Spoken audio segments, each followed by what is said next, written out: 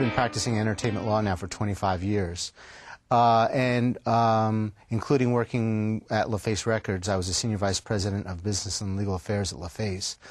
But I saw the pendulum sort of swing towards opportunities in recorded audiovisual entertainment, both film, TV, digital, new media, game development. And so I'm focusing more of my practice on that than I had been in the past.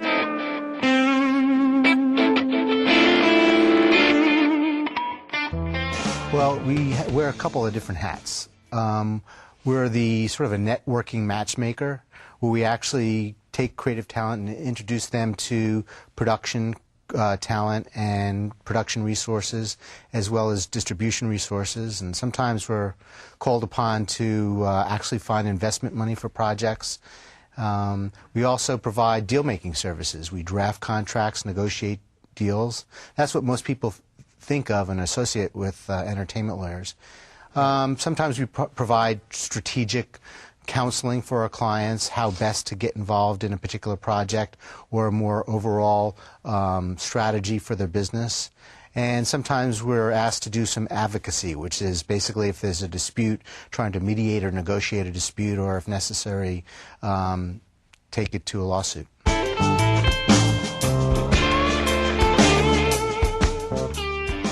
Well, the music industry has been robust now for the last 10 or 12 years, actually since 1989 when LaFace Records started here.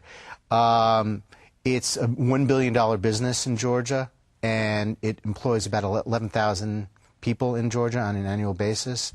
But because of the music, and there are a lot of recording artists that call Atlanta and Georgia their home, and some of them will set up production companies and hire other people, publishing companies, and actually sign artists to their own production companies. So there's a very strong entrepreneurial spirit. The music industry, though, has been sort of shrinking. It's not as wealthy as it was 5 years ago, and there's a lot of consolidation going on.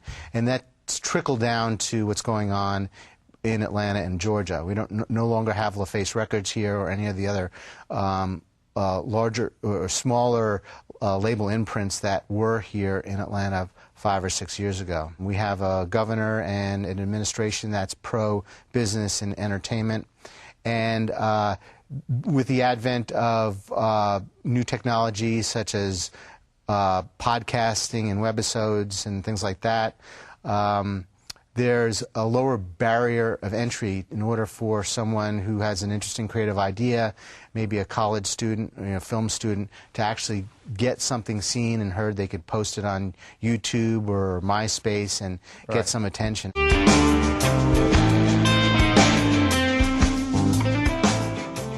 The way the Tax Incentive Act works is it provides a tax credit, which is a dollar-for-dollar benefit for whoever has a tax liability in Georgia. And what makes it special is that it's transferable. You could actually sell it. So if you're a film producer and you're spending $1 million in Georgia, you could get a tax credit of between 9 and 15%. Depending on certain factors, against your production budget. And then you could turn around and find a broker, people who specialize in actually buying that credit for you and finding someone who would want to purchase it. And then they'll give you a discount, say 80 cents on the dollar or 70 cents on the dollar. Unfortunately, the way it's set up now, the credit really isn't determined until well after a production is probably completed. So it's not a means for actually financing a picture, but it can be used for post-production benefits such as marketing and things like that. That's why it's more attractive to major studios that aren't as concerned about the cash flow. They're not concerned about necessarily funding a particular project with a credit that was earned on that project. They could use that tax credit and apply it for benefits to another project. Right. Since the act has passed, there are other states that have enacted legislation that's actually more beneficial. So it's a constant state of having to update your act to make it competitive.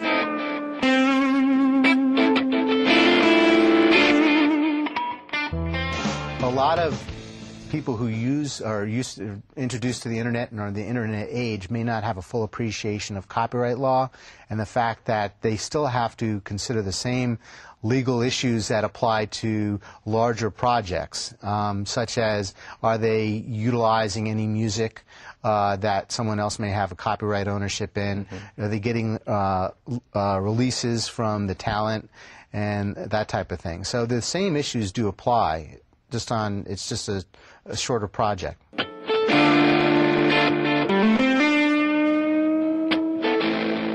Trying to enhance the indigenous film and game development and music communities, not being as concerned with trying to attract runaway productions to Georgia as much as trying to make the climate for the core industry to be successful, so that they don't have to rely solely on runaway production to make a living. Right. And one of the concepts was to actually educate Georgia-based investors on what opportunities there were in investing in local filmed entertainment and game development.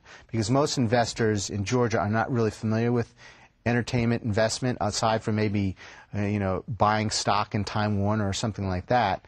And there are some opportunities, and those opportunities are even getting better. Now, investing in entertainment is a high-risk proposition, and most independent films do not make money. Most films don't make money.